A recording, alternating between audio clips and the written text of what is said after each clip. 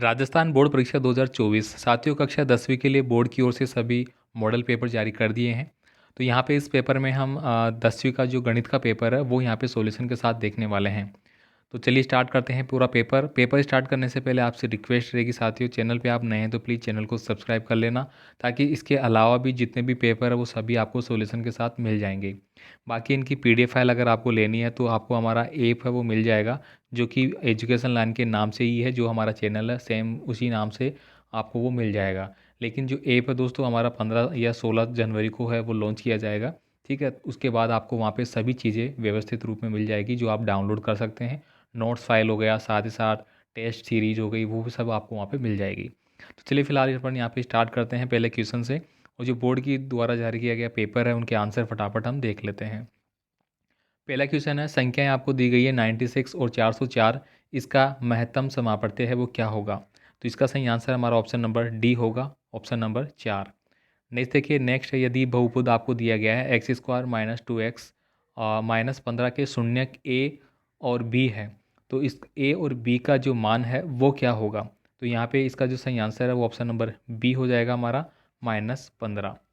Next देखिए यहाँ पे अगला है, 2 3 4 5 और 6 का औसत माध्य क्या होगा? तो औसत माध्य निकालने का फॉर्मूला आप सभी जानते ही हैं, सबको ऐड करना है, टोटल संख्या कितनी उसका डिवाइड कर देना है। जैसे कि 6 और 5 11, 11 और 4 15, 15 और 5 कितने हो गए? 20 हो गई। अब 1 2 3 4 5 संख्या है मेरी, तो 5 का मैं भाग दूंगा तो 5 चौक 20, मतलब 4 मेरा इसका क्या आ जाएगा? औसत माध्य आ जाएगा, तो ऑप्शन नंबर सी हो जाएगा। तो ये छोटी छोटी चीज़ें आप ऑलरेडी जानते हैं सभी, तो ठीक है, इनको आप अच्छे से एक बार रिवाइज जरूर कर लेना साथियों। नेक्स्ट देखिए यहाँ पे, यदि 2x + y = 6 हो तो इसे संतुष्ट करने वाला युग्म है वो क्या होगा? अब सीधी सीधी बात है, यहाँ पे 2x है भाई और y है और बराबर 6 है, मतलब यहाँ पे जो संख्याएं में रखनी है उसका टोटल है वो 6 आना चाहिए। अब हम देख लेते हैं यहाँ पे क्या क्या दिया गया है। अब देखिए, जो पहली संख्याएं हैं वो x है, दूसरी संख्या y है, ये आप ध्यान रखना भाई, कन्फ्यूजन नहीं होना है। इसमें जो 2 दिया गया है वो x का रिप्रेजेंट करेगा, और जो अगला है पद है वो y को रिप्रेजेंट करेगा। अब यहाँ पे देखिए, मैं x के मान अगर मैं 1 रखता हूँ तो 2 × 2 प्लस यहाँ पे 2 हो गया, तो 2 × 2 और 2 4, जबकि ये तो 6 हो रहा है, तो ये तो होगा ही नहीं। फिर नेक्स्ट पे चलता हूँ मैं। नेक्स्ट में देखिए, यहाँ पे मैं x का मान मैंने 2 रखा, तो 2 दूनी 4 और 1 5, तो ये 5 हो जाएगा, 6 भी नहीं हुआ तो ये भी नहीं होगा। अब देखिए यहाँ पे 2 और 2 रखते हैं क्या, तो 2 × 2 + 2, तो 2 दूनी 4 + 2 बराबर कितने हो रहे हैं? 6 हो रहे हैं मेरे। तो बिल्कुल ये इसको संतुष्ट कर रहा है, तो ऑप्शन नंबर सी है वो मेरा सही आंसर हो जाएगा। समझ गए? नेक्स्ट देखिए यहाँ पे अगला जो मेरा है, अगला है पांचवा, यदि ए पी का प्रथम पद 6 है और सार्व अंतर 3 हो तो ए पी क्या होगा? तो दोस्तों ये सार्व अंतर वाला जो क्वेश्चन है वो आपको अच्छे से याद कर लेना है। जैसे कि जो फॉर्मूला होता है मेरा a n - 1 d वगैरह, ये वाला वो आपको अच्छे से याद कर लेना भाई। अब यहाँ पे जो पूछा जा रहा है 5 नंबर का क्वेश्चन में, इसमें ऑप्शन नंबर ए मेरा सही आंसर होगा। यहाँ पे कह रहा है प्रथम पद 6, तो प्रथम पद 6 इसी में है, बाकी किसी में नहीं है। इसमें है लेकिन माइनस का है, यहाँ पे माइनस का दिया ही नहीं गया, तो वैसे ही पहले ही अटैम्प्ट में हमारा आंसर ए आ जाता है। अब ये कह रहा है कि सार्व अंतर 3 है, तो 6 3 9 3 15 3 15, बिल्कुल 3 3 का गैप आ रहा है, बिल्कुल सही बात है, इसमें भी आ रहा है, लेकिन ये सारे माइनस के हैं। और ए पी क्या होगी? तो ए पी जो सीरीज़ है वो ये मेरी बन जाएगी। आगे देखिए, यहाँ पे अगला है मेरा, निम्न में से कौन सी समरूपता की कसौटी नहीं है? अब देखिए, यहाँ पे समरूपता की कसौटी बतानी है, यानी कि त्रिभुज के बेस पे ये हो सकता है, चतुर्भुज के बेस पे ये हो सकता है। जैसे कि आपने कई बार देखा होगा, इस प्रकार से मेरा त्रिभुज है और तीनों भुजाएं समान है, तो अपन इसको इस प्रकार से रिप्रेजेंट करते हैं। 2 है तो इसको कर देंगे, एक को अलग करेंगे, मतलब ये सर्वांग सम है, ये बिल्कुल अलग है, वो यहाँ पे पूछा गया है। अब देखिए यहाँ पे कौन सी कसौटी नहीं है, तो 6 नंबर में ऑप्शन नंबर डी हो जाएगा, कोण भुजा भुजा, ये बिल्कुल भी कभी नहीं हो सकता है। मतलब कोण और भुजा भुजा बराबर हो, ये नहीं हो सकता। जैसे कि मान लीजिए कि ये मेरा त्रिभुज है, ठीक है, यहाँ पे मैंने 2 भुजाएं बराबर ली है और ये कोण है मेरा, ठीक है। अब यहाँ पे कहने का मतलब ये भी 6 है, ये भी 6 है, तो यहाँ पे कह रहा है कि ये कोण है जो इसके बराबर ही होगा, तो ये पॉसिबिलिटी नहीं बनती है, क्योंकि ये तो 90 डिग्री का हो गया, ये 90 का नहीं हो सकता है, ये यहाँ पे कहा गया है। लेकिन यहाँ पे ये संभावनाएं बन सकती है, तीनों कोण बराबर हो सकते हैं इस प्रकार से, 60 60 डिग्री के हो सकते हैं ना भाई। भुजा भुजा सारी भुजाएं बराबर हो सकती है, बिल्कुल भुजा कोण भुजा हो सकती है, ये दोनों भुजाएं बराबर हो सकती है, और ये कोण बराबर हो सकता है, ठीक है, भुजाएं, ये आपका हो सकता है भाई। आगे देखिए, बिंदु आपको दिया गया है ए 4 0 तथा बी दिया गया है 0 4 हो तो ए बी का मध्य बिंदु है वो क्या होगा? तो यहाँ पे देखिए 7 नंबर का जो क्वेश्चन है उसमें ऑप्शन नंबर सी मेरा सही आंसर रहेगा, ये वाला 2 और 2 वाला। अब देखिए कैसे रहेगा, इसको आप देख लेना भाई। ए बराबर आपको दिया गया है 4 और 0, मतलब ये तो एक्स है ये वाई है।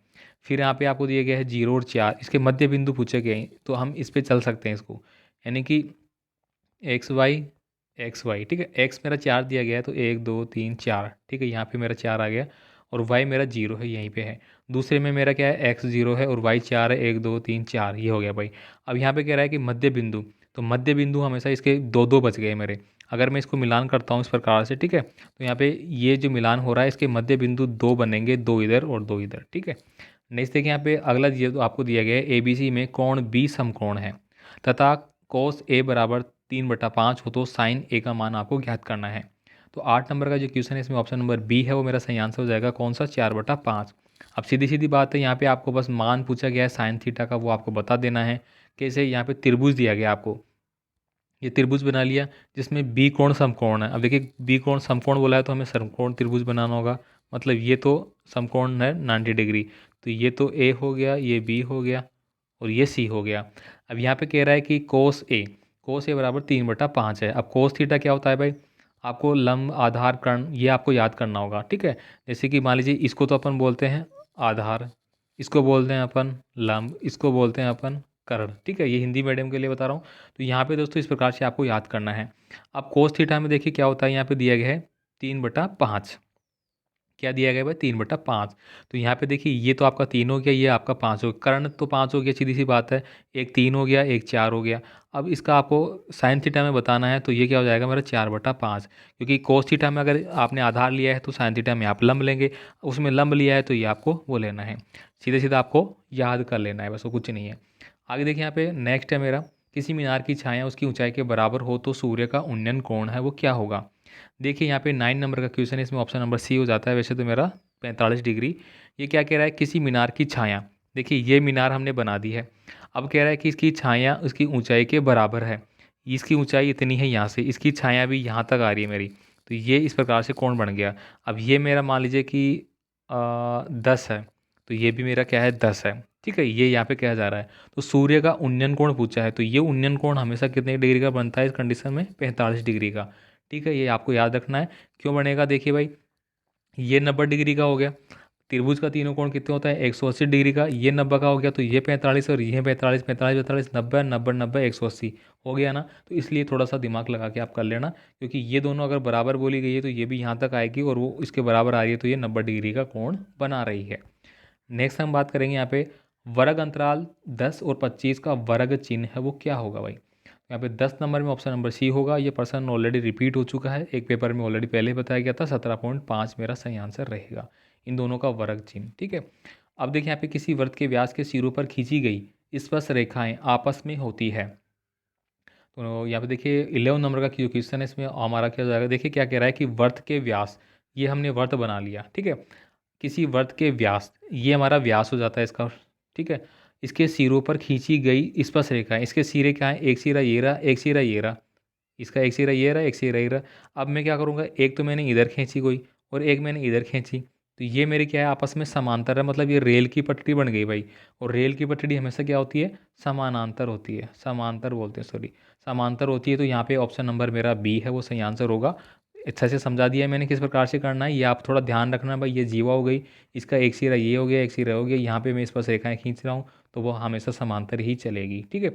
अगर इस प्रकार से जीवा ले रहा हूँ तो एक इधर चलेगी, एक इधर चलेगी, कहीं पे भी देख सकते हैं। देखिए यहाँ पे भुजा 7 सेंटीमीटर वाले एक घनाभ ब्लॉक के ऊपर एक अर्धगोला रखा हुआ है, अर्धगोले का अधिकतम व्यास हो सकता है। तो देखिए यहाँ पे 12 नंबर में ऑप्शन नंबर ए मेरा सही हो जाएगा, 7 सेंटीमीटर होगा, ठीक है। क्यों होगा, भुजा 7 सेंटीमीटर वाले एक घनाकार ब्लॉक के ऊपर, घनाकार, ठीक है, मतलब घन आकार का है वो, मतलब इस प्रकार का मान लीजिए ये घन आकार का है, ठीक है। अभी कह रहा है ब्लॉक के ऊपर एक अर्ध गोला रखा हुआ है, ये आधा गोला अपने इसके ऊपर रख देना है, इसके ऊपर आधा गोला रखेंगे तो ये मान लीजिए ये इस प्रकार से, ठीक है, आधा रखा है, ये ऊपर वाला, नीचे वाले को आप भूल जाइए 2 मिनट के लिए।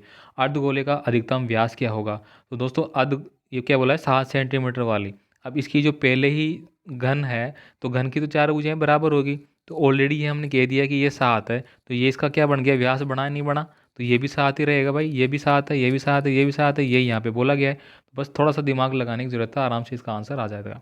आगे देखिए यहाँ पे एक वृत्त के प्रत्येक चतुर्थांश के कोण का मान है वो क्या होगा। तो देखिए प्रत्येक चतुर्थांश के कोण का मान है वो 30 डिग्री होता है भाई वर्त के। एक मिनट यहाँ पे, हाँ कितना होता है, एक वर्त के प्रत्येक चतुर्थांश के कोण का मान 30 डिग्री होता है यहाँ पे, ठीक है। मतलब इस प्रकार से अगर मैं इसको डिवाइड करता हूँ, ठीक है, तो यहाँ पे ये जो बनते हैं मेरे, इसकी बात यहाँ पे कही गई है। अब देखिए एक पासे को छानने पर 6 से बड़ा अंक आने की प्रायिकता क्या होगी। तो दोस्तों यहाँ पे कौन सा क्वेश्चन हो गया मेरा, इसमें दोस्तों 6 से बड़ा अंक आने की प्रायिकता पूछ रहा है और बोल रहा है पासा। अब आप सभी जानते हैं कि एक जो पासा होता है इस प्रकार से घन आकृति का होता है मेरा, ठीक है। घन आकृति का जो पासा होता है उसमें टोटली 6 अंक होते हैं, और ये कह रहा है भाई 6 से बड़ा आना चाहिए, जो कि संभावना क्या है, 0 हो ही नहीं सकता। जब आपके पास 10 रुपये हैं, आपके पास 10 रुपये और मैं कह रहा हूँ कि मुझे 11 रुपये चाहिए, तो इसकी संभावना बढ़ ही नहीं सकती आप मुझे 11 रुपये दे सके, ठीक है। तो इसलिए ऑप्शन नंबर ए सही आंसर रहेगा। समांतर श्रेणी -3 -1/2 2 डेड 11वां पद आपको ज्ञात करना है। तो एनवा पद वाले जो है वो तो आपको फॉर्मूला बेस में याद करने ही पड़ेंगे भाई, एनवा पद कौन से कैसे याद करते हैं, ठीक है। फिलहाल इस प्रश्न का जो सही आंसर है वो हमारा ऑप्शन नंबर ए हो जाता है 22। नेक्स्ट देखिए यहाँ पे निम्नलिखित रिक्त स्थानों की पूर्ति आपको करनी है। यहाँ पे आपको बोला जा रहा है क्या कि ए डॉट पी फिर समानुपात 3 का प्रथम पद एवं सार्व अंतर है वो क्या होगा। तो दोस्तों यहाँ पे देखिए आपका आंसर है वो क्या होगा, आपको बता देता हूँ। इसका जो सार्व अंतर है वो आपको याद करने के लिए वही अभी जो मैंने बोला था वो वैसे आपको याद करना है। अब यहाँ पे क्या हो रहा है कि प्रथम पद, तो प्रथम पद हमने देखा, यहाँ पे अगर इसको जूम करता हूँ तो प्रथम पद आपको कौन सा दिखाई दे रहा है, 3, तो यहाँ पे 3 लिख देना है। सार अंतर की बात करूँ तो -2 हो जाएगा, क्यों, क्योंकि 3 है फिर 1 है फिर -1 है फिर -3 है। तो -3 और -1 के बीच में कितना आ रहा है भाई, 2 आ रहा है, नहीं आ रहा, बिल्कुल आ रहा है। 3 और 1 के बीच में कितना आ रहा है भाई, 2 आ रहा है, ठीक है। तो यहाँ पे हम इसको क्या करेंगे, -2 लेके चलेंगे, ठीक है। अब देखिए यहाँ पे अगला है cos square 60 degree plus sine square 60 degree का जो हेल है वो क्या होगा। तो आपने ये पढ़ा है बिल्कुल, क्या भाई, sine square theta plus cos square theta का मान है वो 1 होता है, ये आपने अच्छे से पढ़ रखा है बिल्कुल। तो बस यही तो आंसर है यार। भाई यहाँ पे मैंने उल्टा लिख दिया, पहले कोस लिख दिया प्लस में साइन लिख दिया, बात तो एक ही है। मैं यहाँ पे 2 लिख दूँ प्लस 1 लिख दूँ या फिर 1 + 2 लिख दूँ, आना तो 3 ही है ना। तो वही यहाँ पे लिखा गया है, तो मेरा आंसर क्या आ जाएगा, 1 आ जाएगा, ठीक है। क्योंकि यहाँ पे थीटा भी दोनों समान है, अगर थीटा अलग होते हैं तो फिर थोड़ा दिक्कत हो जाती है भाई। अब देखिए एक शंकु की त्रिज्या 6 सेंटीमीटर है, वह ऊंचाई 8 सेंटीमीटर है, शंकु की तिर्यक ऊंचाई है वो क्या होगी। तिर्यक ऊंचाई यहाँ पे पूछी गई है आपको, ठीक है, थर्ड वाले में। तो देखिए यहाँ पे आपको निकालना है कि एक शंकु की त्रिज्या, तो सबसे पहले तो आपको शंकु बना लेना है, ये आपने शंकु बना लिया। अब इसकी त्रिज्या की मैं बात करूँ तो त्रिज्या यहाँ से होगी, तो ये त्रिज्या आपको दे रखी है यहाँ से, मान लीजिए ये, ठीक है। तो ये क्या है, 6 सेंटीमीटर है। ऊंचाई इसकी जो है वो 8 सेंटीमीटर है, ये वाली जो आई है यहाँ से, ठीक है। अब ये कह रहा है शंकु की तिर्यक ऊंचाई पूछी गई है यहाँ पे, ठीक है। तो तिर्यक ऊंचाई वो बतानी है आपको, ये वाली, ठीक है। तो तिर्यक ऊंचाई क्या हो गया, देखिए ये क्या बन गया मेरा, एक प्रकार से इस प्रकार से ये बन गया मेरा, ठीक है। अब एक मेरी 6 है, एक मेरी 8 है, तो देखिए क्या बनेगा, 8 अंटी कितना होता है 64, छछिंगा कितना होता है 36, और ये टोटल कितना हो गया भाई 100। तो अब मैं 100 का रूट करूँगा क्योंकि ये कर्ण हो गया और कर्ण का रूट ही होता है हमारा, तो 100 का रूट कितना हो गया 10, तो मेरा आंसर क्या आ गया भाई 10। तो यहाँ पे क्या हो गई, तिर्यक ऊंचाई कितनी हो गई 10 हो गई, समझ गए अच्छे से। नेक्स्ट मैं बात करता हूँ वर्गीकृत आंकड़ों का माध्य घात करने का सूत्र है वो बताना है भाई। तो बिल्कुल आप यहाँ पे लिख लेंगे, सूत्र क्या होगा हमारा, आपको एम से रिप्रेजेंट करना है, तो एम बराबर क्या हो गया एल प्लस, ठीक है, क्या हो गया एल प्लस, ठीक है। फिर आपको ब्रैकेट लगाना है, यहाँ पे लिखना है n/2 - c डिवाइड बाई आपको करना है एफ, ब्रैकेट बंद करना है और यहाँ पे लगा देना है एच, ठीक है। ये मेरा सूत्र हो गया। ये तो याद ही करने पड़ेंगे भाई आपको। उस प्रेक्षण का मान जिसकी बारंबारता सबसे अधिक होती है क्या होगा। तो दोस्तों उसको अपन क्या बोलते हैं, बारंबारता, इसमें सबसे ज़्यादा बारंबारता का मतलब क्या होता है, जो अंक ज़्यादा रिपीट होता है उसको अपन क्या बोलते हैं भाई, बहुलक, बहुलक, ठीक है। तो यहाँ पे इसका सही आंसर क्या हो जाएगा, बहुलक हो जाएगा भाई। एक घड़ी की मिनट की सुई 1 मिनट में रचित कोण का मान है वो आपको बताना है। तो देखिए यहाँ पे मैं बात करूँगा, ये हमने बना लिया भाई घड़ी। अब ये हमारे 12 है यहाँ पे, ठीक है, 1 2 3 4 5, ठीक है, इस प्रकार से हो गया। फिर 1 2 3 4 5, ये आपके इस प्रकार से मैं बना लेता हूँ थोड़ी देर के लिए, मान लीजिए। अब ये कह रहा है कि 1 मिनट में, तो मान लीजिए कि घड़ी की सुई जो यहाँ पे है तो यहाँ से चलते हुए पूरा यहाँ आएगी 1 मिनट। अब 1 मिनट में वो डिग्री कितना बना रही है ये पूछ रहा है। अब देखिए यहाँ से लेके वो थोड़ा सा एक खिसकेगी। अगर मैं टोटल की बात करूँ तो कितना खिसकेगी वो 360 खिसकेगी, 360 खिसकेगी। अब 1 मिनट में कितना होता है बस 60 सेकंड होते हैं। 6 से इसका काटा, 6 6 का 36, मतलब 6 आ गया कुल मिला के। तो क्या बनाएगी वो, 6 डिग्री का कोण बनाएगी। सिंपल सा, आपको फॉर्मूला भी नहीं लगाना, थोड़ा सा याद रखना है बस। एक असंभव घटना की प्रायिकता होती है। तो असंभव की बात वही आ गई अभी। तो हमेशा क्या होगी भाई, शून्य होगी, जीरो होगी, मतलब असंभव, मतलब कुछ है ही नहीं भाई, फिर अपन कैसे माने कि उसकी प्रायिकता क्या होगी। अब देखिए यहाँ पे आ कहते हैं अति लघुतात्मक प्रश्न आपके आ जाते हैं। 1260 के बाज्य गुणनखंडों के घातांक के रूप है वो आपको लिखने हैं। तो देखिए ये तो आपको करना ही पड़ेगा भाई, 1260 के गुणनखंड निकालना पड़ेगा। गुणनखंड निकाल के आपको करना पड़ेगा। आपने लिखा यहाँ पे 1260, फिर आपको करना ही पड़ेगा, 2 का भाग दिया, 2 × 12, 2 × 6, जीरो। वो तो आपको करते हुए चलना है भाई, ठीक है। तो यहाँ पे अगर हमें करते हुए चलते हैं तो इसका जो आंसर आता है वो क्या आएगा, 2 आ जाएगी गुणा, क्योंकि दो दो बार आएंगे। 3 आ जाएंगे गुणा, 5 भी आएगा इसमें गुणा, 7 भी आएगा। तो इनको आपको गुणा कर लेना है, या फिर ये मेरा आंसर हो जाता है, ठीक है। आगे देखिए यहाँ पे अगला है मेरा, क्या कह रहा है, हाँ। यदि बहुपद 2x² + x + k का मान 0 3 है तो k का मान ज्ञात करना है। 100% भाई अच्छे से याद कर लेना है। प्रश्न आपका 1 नंबर में या 2 नंबर में आएगा ही आएगा। 100% में लिख के दावे के साथ कहता हूँ। अब देखिए यहाँ पे के का मान आपको कैसे निकालना है। आपको फॉर्मूला आना चाहिए भाई। फॉर्मूला अगर आपको आता है तो आपको के का मान निकाल पाएंगे, वरना तो आपको थोड़ा डिफिकल्ट हो सकती है। तो आप फॉर्मूले के हिसाब से इसमें चलना है, ठीक है। बाकी कोई दिक्कत यहाँ पे नहीं है। तो ये थोड़ा सा याद करने पड़ेंगे भाई आपको। देखिए 9 पेंसिल तथा 8 पेन का मूल्य 54 रुपये है। इसे बीजगणितीय समीकरण के रूप में आपको लिखना है। तो भाई इसको कैसे लिखेंगे बीजगणितीय समीकरण के रूप में। यहाँ पे बोला जा रहा है कि 9 पेंसिल तथा 8 पेन का मूल्य 54 रुपये है। 9 पेंसिल, ठीक है, और 8 पेन, इसका मूल्य कितना दिया है इसने, 54 रुपये दिया है भाई, सॉरी 54। तो इसको आपको बीजगणितीय के रूप से लिखना है। तो यहाँ पे मैं लिख सकता हूँ, ये तो 9x हो जाएगा मेरा, प्लस ये 8y हो जाएगा, बराबर कितना हो गया मेरा 54, ठीक है। यही तो कह रहा है भाई, इन दोनों का मान 54 रुपये के बराबर है। तो हमने कर लिया भाई, एक्स वाई जोड़ लिया, ए बी जोड़ सकते हैं, जो भी जोड़ना चाहें वो जोड़ सकते हैं। यहाँ पे देखिए चित्र आपको दिया गया है डी और ई, जो कि समांतर है बी सी के, ठीक है। और यदि ए ई बराबर बटा ई सी बराबर 2/3 है, तो ए डी बराबर 2.7 सेंटीमीटर है, तो बी डी की आपको लंबाई है वो ज्ञात करनी है। तो सिंपल सा ये जो फॉर्मूले हैं, फॉर्मूले के बेस पे रहते हैं सारे।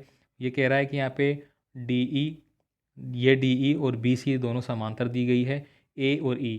तो यहाँ पे ए और ई जो कहाँ पे है भाई, ए और ई का मान आपको दिया गया है 3, और ई और सी का मान दिया गया है 2, ए और डी का मान दिया गया है 2.7, ठीक है। ये हो गया है।